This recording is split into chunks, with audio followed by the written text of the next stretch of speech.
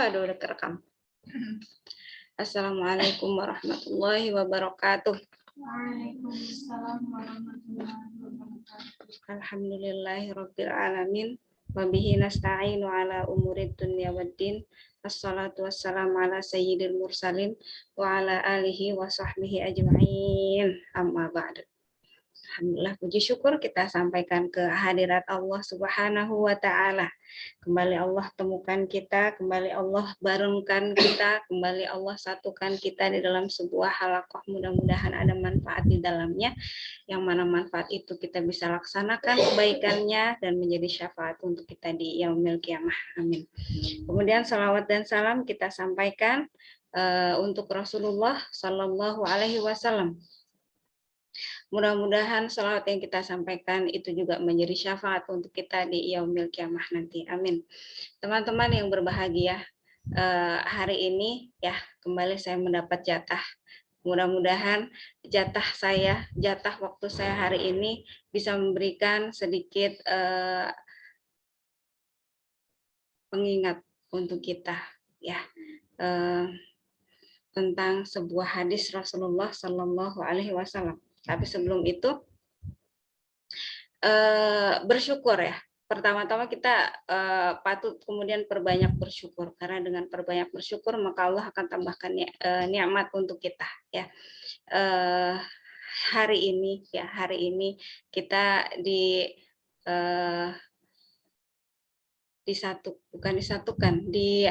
dikumpulkan di dalam sebuah majelis Al-Qur'an, yang mana Al-Quran itu sendiri mulia gitu ya. Kita masuk ke dalam lingkungan itu dengan harapan kita menjadi mulia gitu. Tapi ternyata tidak semua orang yang membarengi Al-Quran itu menjadi mulia gitu ya. Makanya semua itu kita mesti teliti mana yang kemudian yang dimuliakan oleh Al-Quran, terus mana yang kemudian dijerumuskan oleh Al-Quran. Suatu ketika Umar radhiyallahu anhu pernah menyampaikan sambil mengangkat kitab Al-Quran, beliau menyampaikan bahwa suatu kaum ya, sebagian kaum ada yang dimuliakan dengan ini, ya ini maksudnya Al-Quran. Kemudian dan sebagian yang lain direndahkan juga dengan ini. Jadi Al-Quran itu bisa memuliakan kita, bisa juga yang menjerumuskan kita gitu. Tergantung kitanya ini gitu ya. Kita mendekati Al-Quran itu dalam rangka apa gitu kan. Ketika kita mendekati Al-Quran dalam rangka mengikuti apa yang sudah Allah perintahkan, ya insya Allah kita akan mendapatkan kemuliaan. Tapi ketika kita mendekati Al-Quran gitu ya, membersamai Al-Quran hanya dalam rangka mencari tenar, mungkinkah kita akan mendapat kemuliaan gitu kan. Bahkan di dalam sebuah hadis ya, ini disampaikan oleh Abu Hurairah radhiyallahu anhu, salah satu sahabat Rasulullah yang paling banyak meriwayatkan hadis.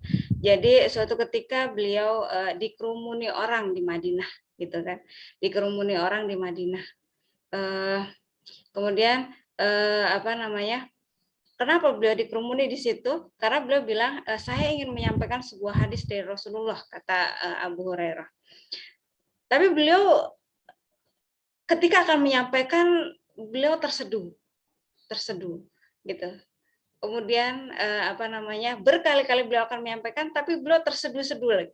Tapi pada akhirnya beliau bisa juga menyampaikan gitu. Suatu ketika kata Abu Hurairah, ketika saya hanya berdua dengan Rasulullah gitu, beliau menyampaikan sebuah hadis gitu, yang berbunyi gitu, kata Abu Hurairah. Jadi pada hari kiamat nanti, katanya, pada hari kiamat nanti Allah akan menemui hambanya dalam rangka memutuskan perkara ya, atau menentukan nasib dari hamba-hambanya saat itu gitu. Yang pertama dihadapkan adalah para penghafal Quran, para ya kan yang disebut sebagai sahabat Al-Quran ketika di dunia gitu, dihadapkan kepada Allah. Kemudian Allah tanya kepada mereka, bukankah dulu saya memberikan kalian kefahaman tentang apa yang telah disampaikan oleh utusanku, yaitu berupa Al-Quran gitu. Kemudian mereka menjawab betul, gitu kan. Terus dengan kefahaman itu apa yang kalian lakukan gitu. Dengan kemahiran kalian terhadap Al-Quran itu apa yang kalian lakukan gitu di dunia itu. Kemudian mereka menjawab, kami bangun malam hari, kami di siang hari juga kami penuhi waktu-waktu kami dengan bersama Al-Quran gitu. Dalam rangka mendapatkan ridhomu gitu, kata mereka gitu. Kata Allah, kalian bohong, katanya gitu. Kalian bohong, katanya gitu. Yang tepat adalah kalian mendekati Al-Quran, kalian membersamai Al-Quran hanya demi dapat gelar qori. Itu saja, kata Allah gitu. Dan kalian sudah dapatkan? Gitu, kata Allah begitu. Kemudian golongan yang kedua, ya, golongan yang kedua gitu dihadirkan. Mereka adalah orang-orang yang Allah berikan kelapangan rezeki. Kemudian Allah tanya, bukankah dulu di dunia kalian mendapatkan kelapangan rezeki, bahkan sampai kalian itu tidak ada pernah sama sekali meminta-minta kepada manusia karena saking lapangnya kalian. Kata mereka, betul, kata mereka. Terus dengan kelapangan itu apa yang kalian lakukan, katanya. Kata Allah begitu. Terus mereka menjawab, kami habiskan harta itu dalam rangka fisabilillah gitu kan. Kata Allah, kalian bohong, kata itu. Kalian bohong. Kalian menghabiskan rezeki kalian itu bukan fisabilillah, lillahi ta'ala, bukan, tapi karena kalian pengen dapat gelar dermawan gitu. Terus kemudian Allah bertanya lagi, bukankah kalian sudah dapat gelar itu, katanya. Kemudian dihadapkan lagi golongan berikutnya. Mereka adalah orang-orang yang berjihad fisabilillah gitu kan. Kemudian Allah juga tanya dengan pertanyaan yang sama begitu. Kemudian mereka menjawab, kami habiskan waktu-waktu kami gitu dalam berjihad gitu fisabilillah, bahkan kami sampai syahid gitu kan. Dan itu karena engkau, kata mereka gitu. Maksudnya demi niatnya lillahi ta'ala begitu. Kemudian Allah kembali menyangkal karena memang Allah Maha tahu ya kan gitu. Kita mau bilang fisabilillah, hey, hati kalian kemana gitu kan, dan itu tidak pernah luput dari penglihatan Allah gitu kan. Makanya ketika bahkan para yang disebut mujahid itu juga menyampaikan bahwa mereka perangnya fisabilillah, kemudian Allah bilang, kalian bohong, katanya. Kalian berperang itu bukan karena aku, tapi karena pengen disebut kalian pemberani gitu ya. Kemudian Allah bertanya lagi kepada mereka, bukankah kalian sudah dapat gelar itu, kata Allah gitu. Kemudian diceritakan oleh Abu Hurairah, Rasulullah menepuk lutut Abu Hurairah gitu kan, dan menyampaikan bahwa dan mereka semua gitu kan termasuk 3 golongan yang pertama akan masuk neraka gitu. Na'udzubillahi min dzalik ya.